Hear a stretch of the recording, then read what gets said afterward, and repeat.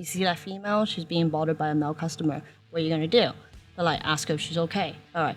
What if she says she's okay, but she still is uncomfortable? What are you gonna do? Oh, that's right. We're going there. Today we're talking to two ladies who are at the top of the game in the bar industry here in Hong Kong about none other than sexism and other women's issues in the industry. I'm gonna tell you right now, we didn't get to everything we wanted to talk about. So we'll do another video in the future, but for now, I wanna hear what stories you have to share. Who are you and where do you work?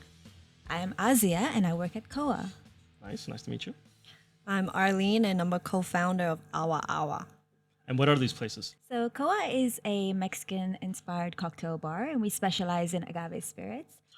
Only the top bar in Asia. So they say. Subjective, depends on who you ask. Some might say. So Awa Awa is an Okinawa-inspired restaurant and bar. The idea we started was to produce an Aomori cocktail bar, but we end up finding a location that fits really well for a restaurant and bar. So we actually started doing cuisine inspired by Chef Joe. We also have a couple partners that are originally from Sake Central. And together we made this sort of a new trendy Okinawa restaurant and bar that's also have a huge Caribbean influence and American influence on it.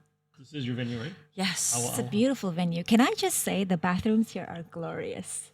I tried. I went inside and I was like, damn!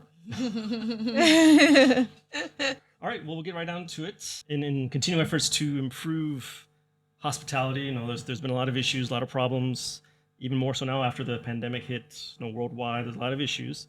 And it brought forth a lot that were already pre-existing that need to be addressed in order to bring restaurants, bars, F&B into the 21st century. But one issue that was always very prevalent and was hidden and talked away and taboo was the idea of women's issues and overall sexism in the F&B workplace.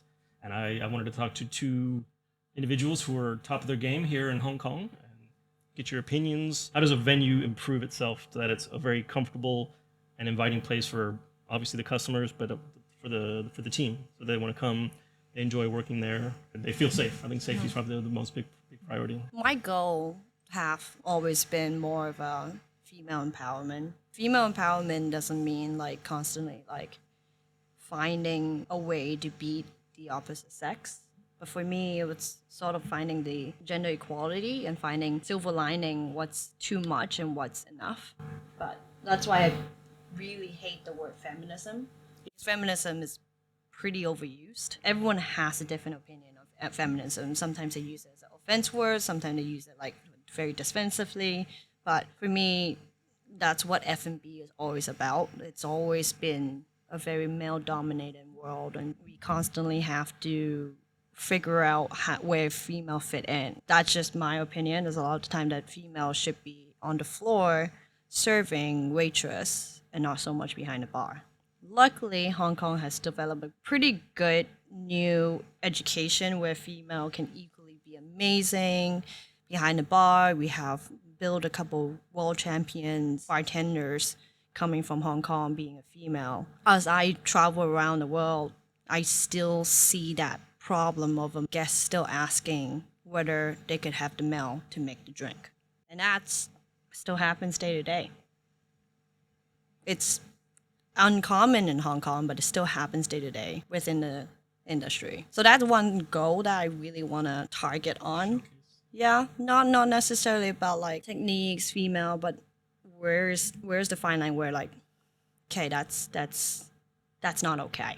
That's not okay for you to say that. Like, I don't care when were you born. Maybe you're an older generation. Maybe you just prefer having the same bartender that have been making you the drink to make you that same drink. That's different. When it's being looked down on or being pinpoint, being female can't equally do the job, and that's what fires me up and passionate about, and trying to get as more female to be in the bar world, in the restaurant world, but just in general, just making them feel like it's a safe environment. Like you said, building a safe environment should always be our number one goal, whether for an owner or a manager. It's caring about whether the team, the staff, feels like a team member is going to back them up when things like this happen.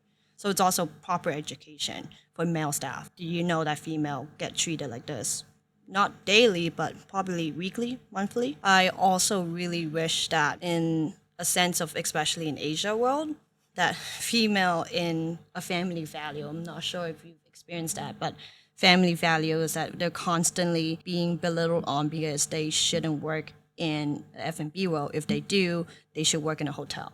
That happens in Asia way too often. And that's another education program about female can equally thrive and become amazing beverage director of a hotel or become an owner like me. I've always had an ambition, but at the same time, not everyone's like me. So if I could share some of my experience, it would be lovely for people to understand it was not easy, but I'm still pushing it till today. So yeah, that's my side. Go Arlene. I've always admired you. Thank you. So for myself personally, I'd like to highlight some of the points that you said. Like there are certain things that still happen to this day. There were a couple of guests just asking me yesterday. They were like, "Oh, so you just work here on the weekends?" And I've seen them like a billion times on the weekends, and they're like, "Oh, so what do you do in the week?" And I'm like, "Sorry, what do you mean?" I thought they meant like, "What do I do in my free time?" But I didn't realize that they didn't realize that I work here full time and that I run the venue. I was like, "Oh, no, I'm a full-time here." They were like, "I thought you were a student." I've been getting this actually all week, surprisingly, because I get a lot of younger people coming in these days in the last couple of weeks, actually. Customers. Yeah, a lot of young customers, and they always think I'm a student. And I'm like, okay, that's very flattering. And even over 2 weeks ago, so we had this situation where this guest who had previously come in, he had spoken to Jay and everything. He had like an entire mezcal tasting, like curated by Jay, because he was very interested. And he came in and he sits down on the table this time around, and I go there. When you come into Koa, we always introduce the menu to anybody who hasn't been there before. So some of his friends hadn't been there. I was introducing the menu, and halfway through, he stood up and walked up to the bar. And I was like, okay, that's it is what it is. Nobody could host him right away. They greeted him, but nobody could engage with him right away. So after introducing the menu, I went up to him and I was like, "Oh, what can I do for you, sir? Is there anything particular you're looking for?" And he was like, "Okay, I'll just ask the guy behind the bar." And I was like, "I see, I understand." And my colleague heard it. So later on, he was like, "Did he really just say that to you?" And I was like, "Oh, yeah." And he's like, "Well, that's so weird." And I'm like, "Well, I guess, but I feel like it happens so often now that I had normalized it to myself." People always do that. It used to really bother me. It used to really, really bother me because I know what I'm talking about. I always wanted to be like, "Man, now I gotta show them." But now I just keep my cool. I'm like, it is what it is. And people still ask me other weird questions like, "This is a girly drink. What's a man's drink?" And my answer to that is always, "I'm sorry, I don't understand. Like, what kind of drink do you usually like? If you could tell me, I could help you out." Because I really don't know what that means. So I'm honest about it. What does that mean to you? So it's all about opening those conversations in a very non-aggressive way. If you choose the right wordings, they're not offended, you're not offended. You always have to keep your calm. People don't usually mean to come from a bad place. And you always have to understand that. They're just inherent values that they have in their mind or inherent pre-assumptions that they have that you have to combat in a very civil manner. Because if you show aggression, then like you said, feminist became a dirty word. And then there's a lot of other things that are going to have a negative connotation from then on.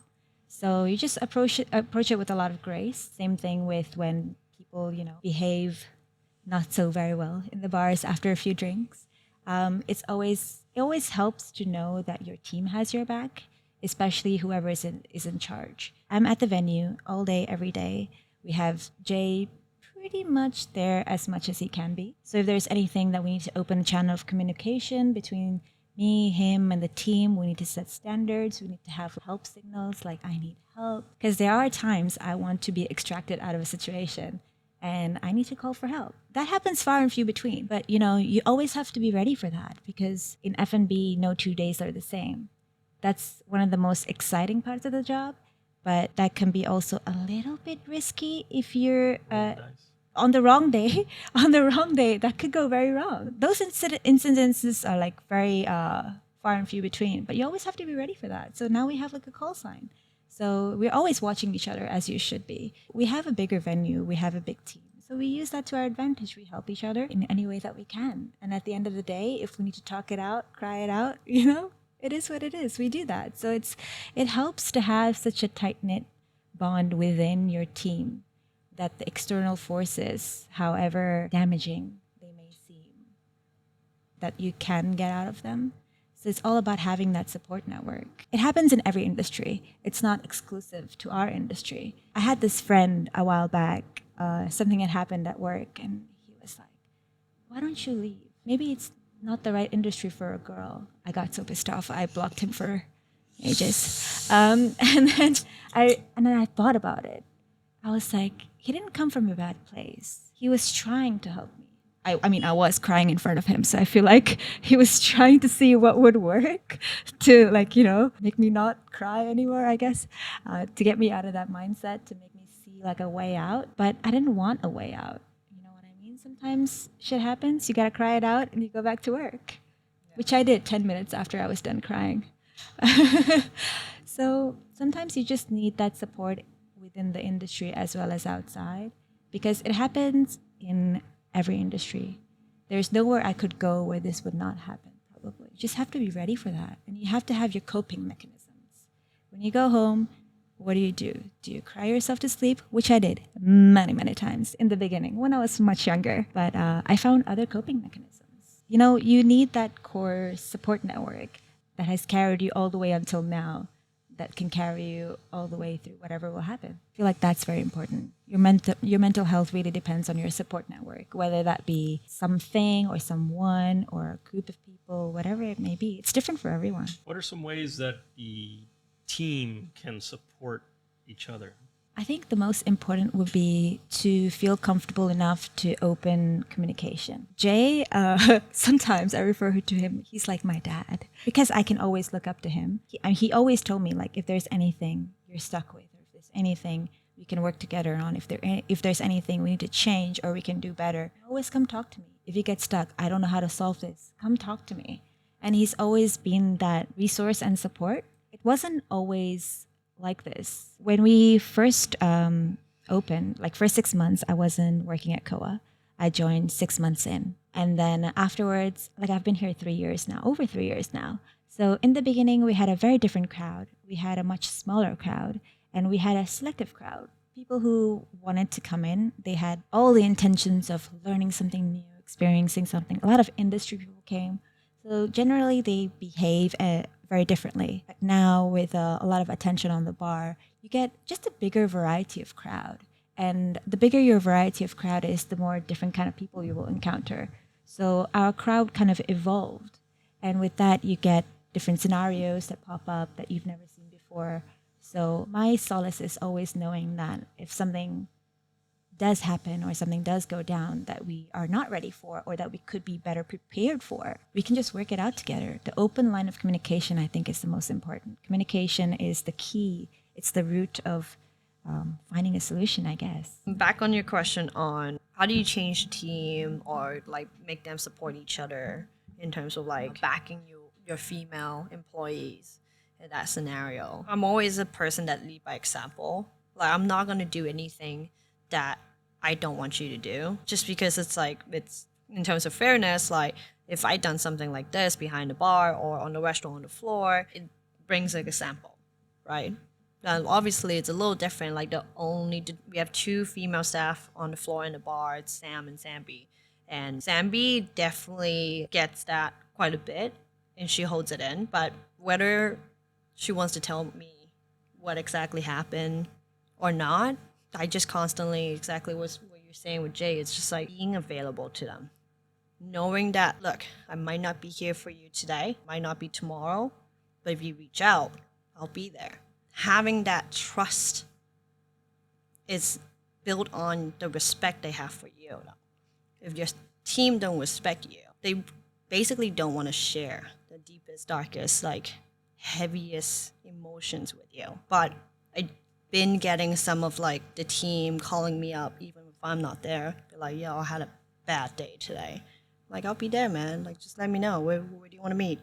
You want to grab a drink afterwards? Then building that respect can also showcase how I want the environment or the the culture to be. And that would allow some of the female staff to see this is normal. This should be the way how F&B are from the future. And luckily, because we are a restaurant and bar, we get the kitchen team too, which is exactly the same thing, heavy male dominant. I'm not sure if you guys worked in a kitchen before.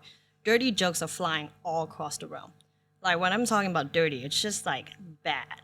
It's just like things that you don't even want to hear about it. Like just disgusting. But time to time, you have female staff working in the kitchen, you have female staff walking in. It's just, how do you avoid that? That is, in a sense, also borderline. Like for me, it's like sexual harassment. But I think it was also normalized throughout the years because there's been so many male chefs for so long. Even the sous chefs smell. Even the dishwashers smell. So when you're surrounded by that, like how do you not get out of that toxic of like showcasing sexuality, even though they don't mean it, they just want to talk about it. And it's just like that's not comfortable. I've had that happen a bit in my lifetime, and I have to say I'm quite ashamed of myself. Actually, my brain kind of normalized it because I walked in, I just ignored them. But I realized that I'm actually not providing a safe scenario for the rest of the team, especially when they're younger coming in. So I'm working on that. I'm working on like going in, but like, look guys, like I get it. Leave it after work. Provide an environment so that people are comfortable to say their thoughts, but without being constantly belittled on. And especially when you talk about dirty jokes regarding women, that doesn't help them thinking that you respect them as a gender in general. So that sort of first step targeting is sort of the culture that has been so enrooted in F&B. And coming in, reevaluate them and telling them again, like, guys, I know it's normal, but how about we make it not normal? How about we bring up this topic again? How about we don't sexualize women again? Think about these female staff that work with you. Yes, you thought of them like family, you thought of them like sister, but have you not thought about that gender in general actually makes them uncomfortable? So I'm just every single day still working on building that trust so that the team sees the respect through me, and then how to lead them by example, and then slowly, hopefully one day they'll just get it and be like, look, like I respect that. I get it now, I get it's wrong. So I'm gonna slowly change that. Because you can't change a person overnight. You definitely can't change a culture overnight. Especially if they don't want to. Especially if they don't want to. Like I hate to say it, you sometimes have to like battle poison with poison. It's like that's why feminism's always been looked down on, because it like if I come and be like, stop doing that. Like it's not freaking cool. And be like, okay, wow, why are you exerting your power on me? And I'm like, no, it's not. But at the same time, that's again all the struggles. It's like female have to control their emotions. If they lash out, all of a sudden it's like one thing leads to another. The PMSing, that excuse is so old. It's so old. It's like constantly having male staff telling us like, are you on your PMS? Why are you being so pissy? Okay, let's reevaluate that and know that whether we're having it or not, let's not talk about it. It's not comfortable. That's one thing that I really, really struggle with. That's really deep down my gut. It's a common one. Yeah, it's a long way to go, but yeah, just change the people around you slowly, and hopefully that culture spreads. So even if the team leaves, they understand it's not right. If they repeat that, you somehow ingrained like a little seed in them. It's not right. It's not right. It's like brainwashing them. It's not right. It has to start somewhere. It has to start somewhere. And that's kind of what I hope to do with this episode in particular.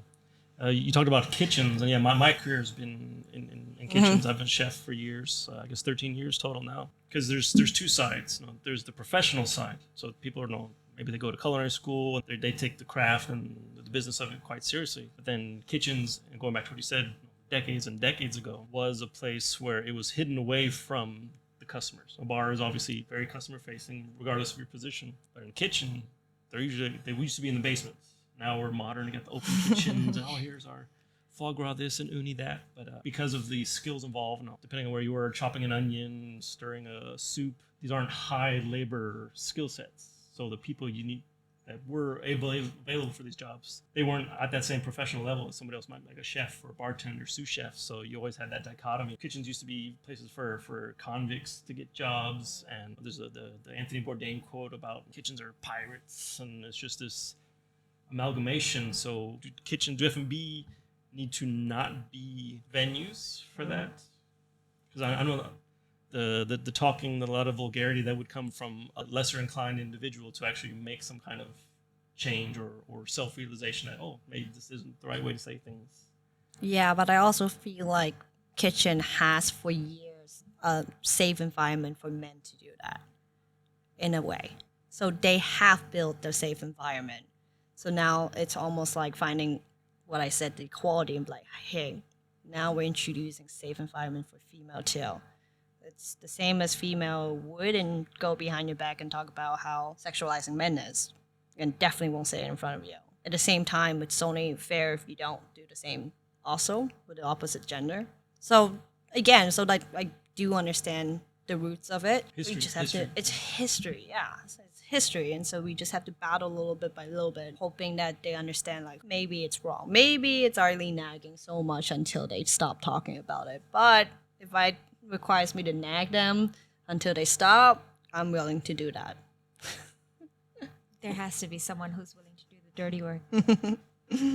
Well, there's also a degree of professional standards. Yes. And based on my position, only because I say so, that's kind of the only reason you're here. Regardless of my gender, I am whatever your hierarchy, owner, manager, general manager, whatever case, like regardless of who I am with my position, all you need to do is yes sir, no ma'am, yes chef, no chef kind of thing.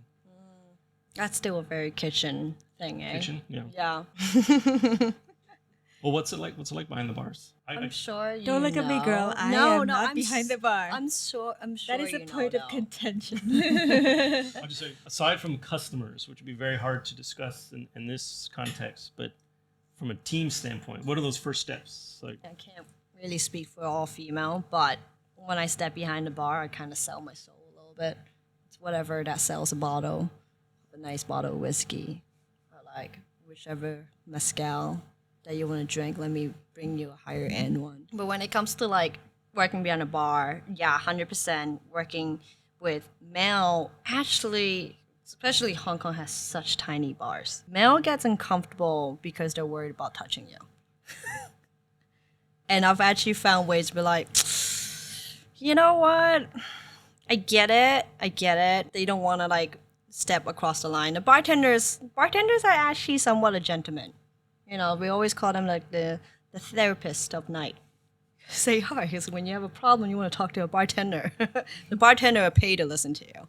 So in the same case, like, I don't know, when I say I sell my soul, like a lot of times like, you're sitting here, you're a paying customer, I'll listen to what you have. But I've also have been called sassy for many reasons, mostly because when someone tells me something that sits on the line or just didn't really sit well with me, I confront them. sorry, And is that sassy from the customer or the team? Definitely from the customer. The team, no, don't.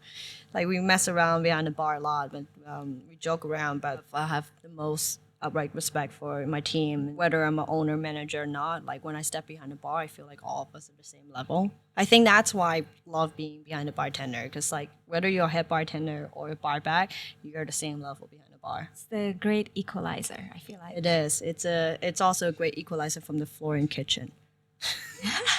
The chef's pissed off. The first thing you do is send the bartender a shot with a beer into the kitchen. Immediately, we solve a lot of problems. Grumbling. They're the therapist of the whole thing. So I do enjoy that post a lot. But yeah, like I do still come across a lot of customers saying things that didn't sit right, such as like, oh, like actually this happened to me a couple of days ago. It was like someone being like, hey, look at my friend. Does she look like someone from Kim's Convenient, like that show, TV show? And I'm like, okay, that's borderline like PC trap. I can't say yes or no. Like maybe I can go along Someone with it asked because you of somebody of their somebody asked me of their friend, do they look like from the Kim's Convenience store? But like, you know, she's just Korean and, you know, she doesn't speak well English and she's a female. So that just like, that brings up so many problems. So as a bartender, if you're not sober, you sometimes might overstep the line.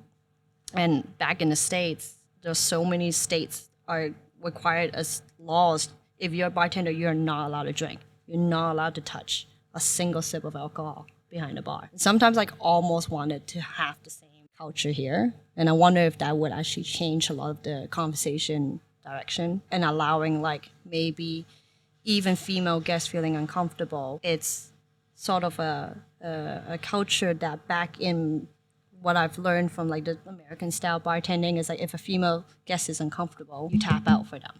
Like you will make signals like, are you okay? You're comfortable? Want me to get you out of the situation? So that was a constant, like again, that I'm setting my impression on my team. But like, hey, you see that female? She's being bothered by a male customer. What are you gonna do? They're like, ask her if she's okay. All right. What if she says she's okay, but she still is uncomfortable? What are you gonna do? Being behind the bar also allowed me to like put different scenario that other male bartenders don't necessarily see, especially in Hong Kong, because Hong Kong is relatively safe. Like, there's no problem like someone's gonna put drugs in my drink. Yeah, but I've come from a place have constantly happened to me or my friends. So even though it's not a practice in Hong Kong, I still kind of want them in the back of their head, like, look, whether you're here or not, or you're outside of Awa, you're outside of Hong Kong, I kind of hope you keep practicing that kind of mindset. What kind of signals are you looking for? I just normally just pass a little message. Like when they turn around, I pass a little message, slip it down their hand, and they say, look at it, and be like, do you need help? Go to the bathroom, and I'll figure it out for you. So let them hide in the bathroom for a bit, and then I'll just try to get the bartenders help me grab the male customer, and like I'll talk to them like nicely. Hey, I think you should probably stay away from drinking for a little bit. I think you've had enough. That's something that Hong Kong don't do enough. Telling a drunk customer that he's or her had enough. It's also really weird because in America, like if someone died like from drunk driving, the bartenders go get arrested. So maybe that's like a really completely different culture from Asia that I'm just kind of forcing my team to get that. But it might also be like, look, it's Asia, it's relatively a lot more safe in terms of like what I had to come back with back in the States. So I don't know, just an idea out there. A while back, there was this guest who's like this young guy. He has a lot of these like party-going friends, club-going friends, and he wanted to bring them to Koa. And it was like a busy weekend. I was on door duty, basically control the whole venue from the door. So I was on that duty, and then he came in, and then he was telling his friend, "Oh, sorry, there's no table. We gotta go to the bar next door. So she can call us back later." And he was like, "No, how come there's no table?" He tried to push past his own friend. He said, "How come there's no table? How much do I need to pay? How much does it cost?" He was like, "Hey, how much?" And he did this to me. And I was like, "Excuse me? What do you mean?" And I pretended I had no idea what he's talking about because I knew he's very drunk. And like his friend was already like, this is not that kind of place. Let's go. And then 2 other people came in from outside to take him away. And I was like, "Thank you. I will be calling you." But there were 8 of them. I couldn't manage to get a table that night as it is on the weekend. I mean, I would have still let them in. So that is far and few between. But can I point out how brave is it to stand by a door, being a door duty as a female on a weekend? I mean, it is intense, I would say. Very intense. It is intense, yes. But I feel like if you carry yourself with confidence, people will try to bully you to get what they want. It is true.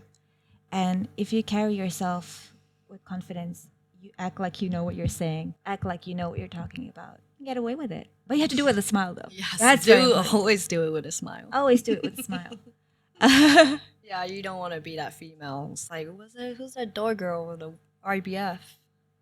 You know what RBF stands for, right? RBF.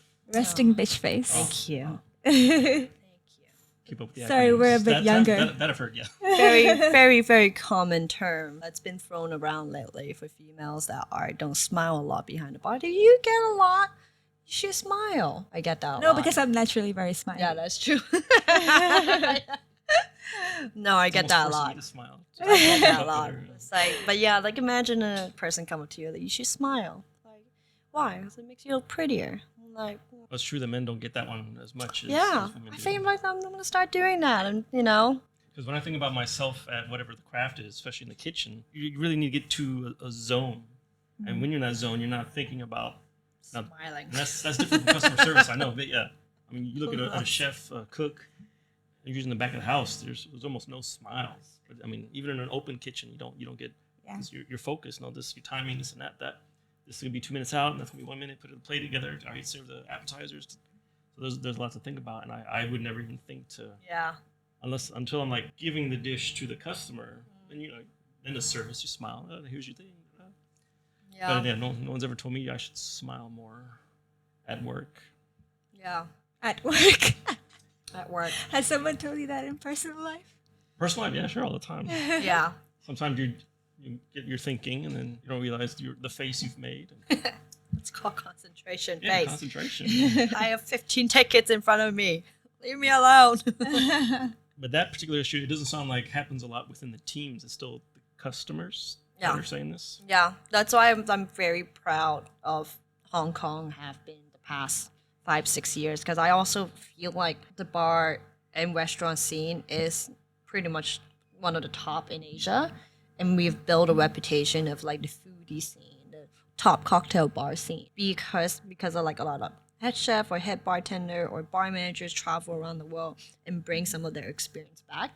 And we are quite a melting pot. Like, we have a lot of Italian, French, Caribbean, Mexican. Like, we have a lot of different nationality of like people working in Hong Kong. Each would bring a little bit of their culture in. So at this point, like, I've actually realized like we're so understaffed all the time. Doesn't matter if you got male or female, just get whatever you have. And that actually slowly built on a really good balance of female and male ratio in a team now. And I've actually I was looking back, we were talking about, hey, we wanted to see as many bar managers that are female or head bartender are female. We want to do an interview on them and maybe collaborate and maybe put them in the same room and talk about it. And we start listing down the bars, and I'm like, man, most of them are in Hong Kong. And I was so proud. I was like, man, I'm proud. I'm so proud. And like, even Singapore has a lot, but Southeast Asia definitely have a lot less female working behind the bar, or just in general in restaurant too. You probably see them more in hotels, which is another thing that kind of brings up the huge problem I have. It's that family always value if their daughter is going to be working in F&B, send them to a hotel.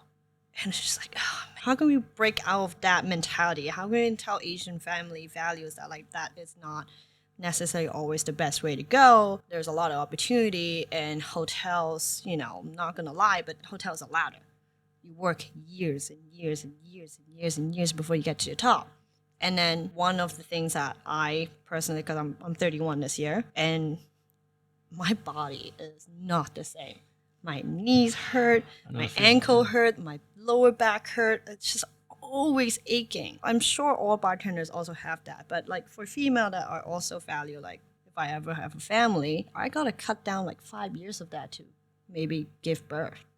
Like female half the time, no matter what they say. They will be like, no, you're never like too old. But like for me, like I also bring up some family value. I still want that side of me. I want to work in F&B, but I also want a family.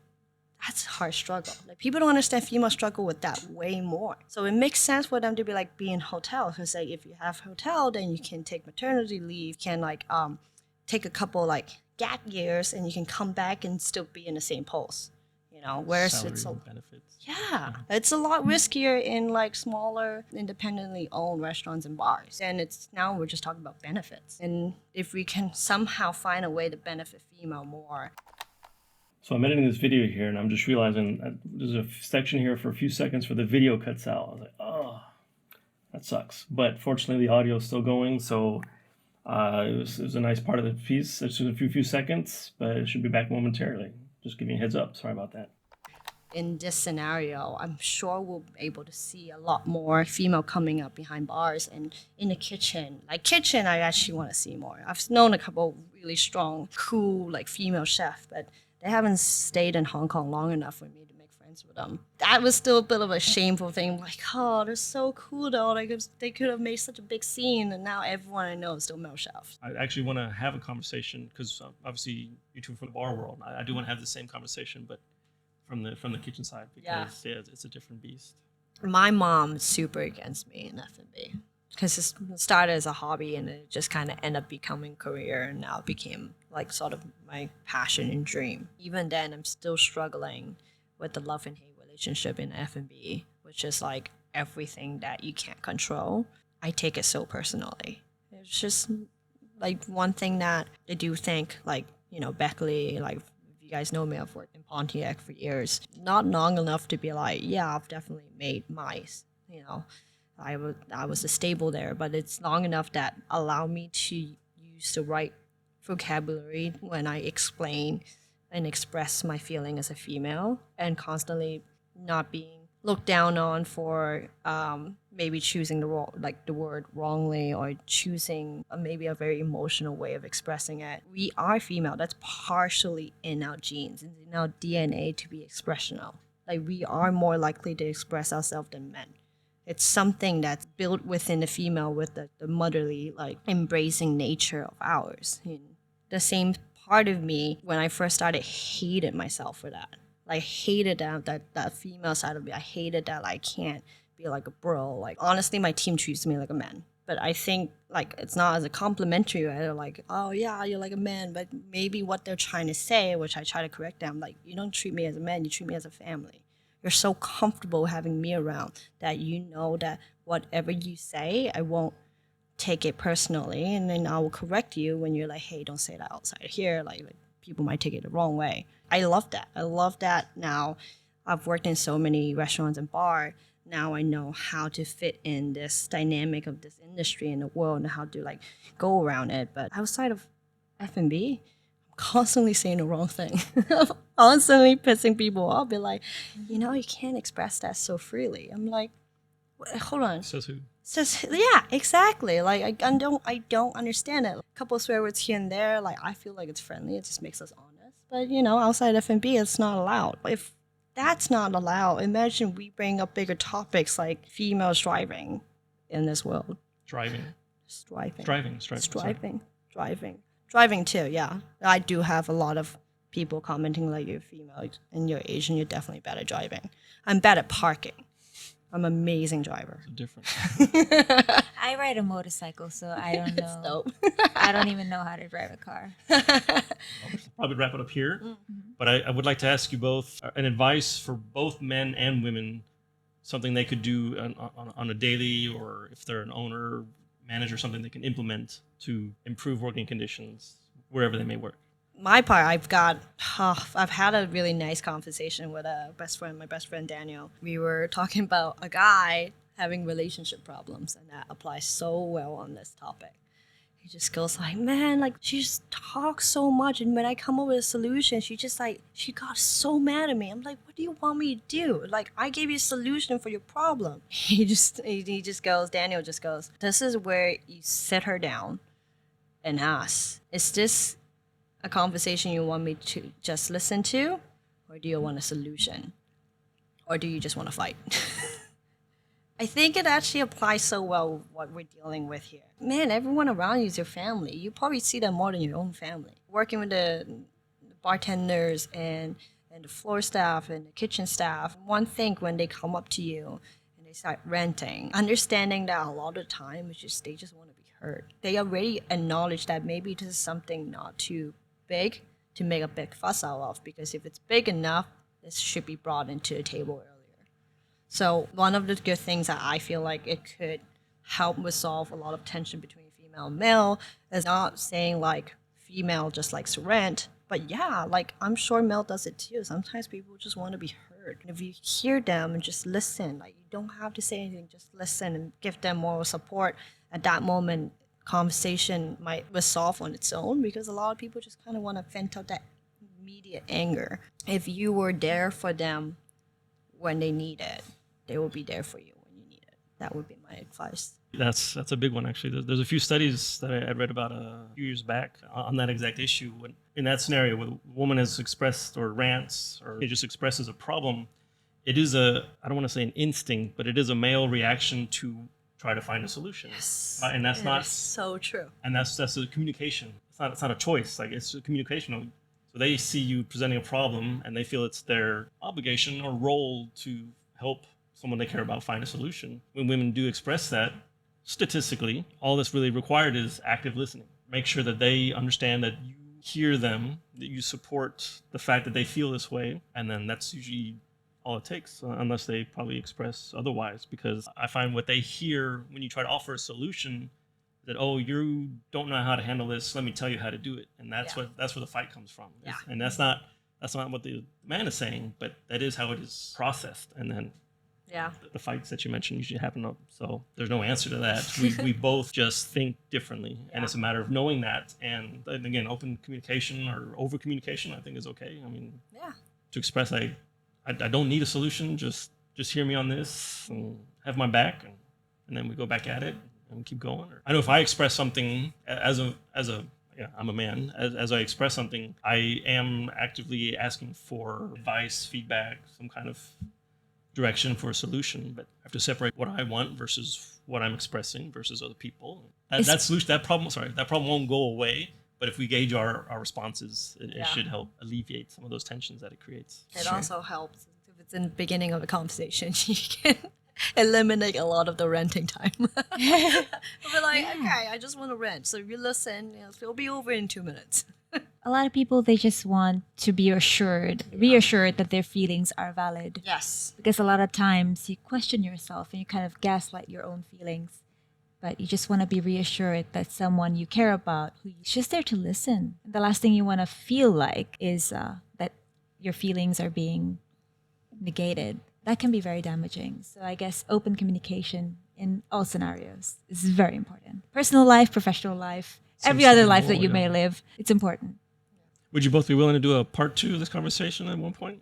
Oh, yes, absolutely. I'm so in. So if there's any questions or comments, things we didn't talk about, let us know, and we'll talk about them the next time. But I want to thank you both for your time, and I learned a lot, and I hope this was an enjoyable or just a step in the right direction. Lovely Yeah, day. it's Thank great. you so much for having us. Thank you. My pleasure. One of my first And episodes. Congratulations on your podcast. Yay! Michelle, this Thank is you exciting. for arranging. This is very exciting. Yeah, this is. I hope we Especially in can Hong Kong. do some changes. I mean, it sounds like Hong Kong's pretty well off in that scenario. I know worldwide it's been I think A topic. our scene is pretty well off. I think but in the restaurants, it's quite a bit. the restaurant is